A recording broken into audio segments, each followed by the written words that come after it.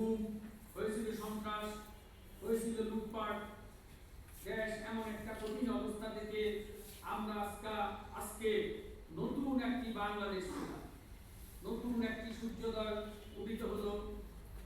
আসলে আজকে বক্তব্য দেওয়ার সময় নাই, আমি বক্তব্য দিব না। আমাদের দোয়ার অনুষ্ঠান, আমাদের পরে একজন বক্তব্য দিব, কথা বলবো যে 2-1 মিনিটে শেষ করবেন, তারপরে লিখিত 2-1 মিনিটে শেষ করে দোয়া করে আমরা শেষ করবো। আমি বক্তব্য দিব না, তবে আমি একটু বলি যে আমাদের বাংলাদেশ জাতীয়তাবাদী দল কখনো বৈষম্য করে নাই, কখনো মানুষের প্রতি নির্যাতন করে নাই, অত্যাচার করে নাই, কারোর সাথে খারাপ ব্যবহার করে নাই।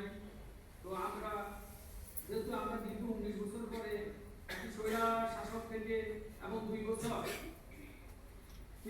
জঙ্গি সন্ত্রাস নামাজ এনসিসি পক্ষ থেকে এই জ্বালা থেকে আমরা মুক্তি পাইছি। এখন এই বাংলাদেশ এখন জাতীয়তাবাদী দল সবসময় আপনাদের পাশে থাকবে, সবসময় আপনাদের কল্যাণে কাজ করবে, কলেজের উন্নয়নে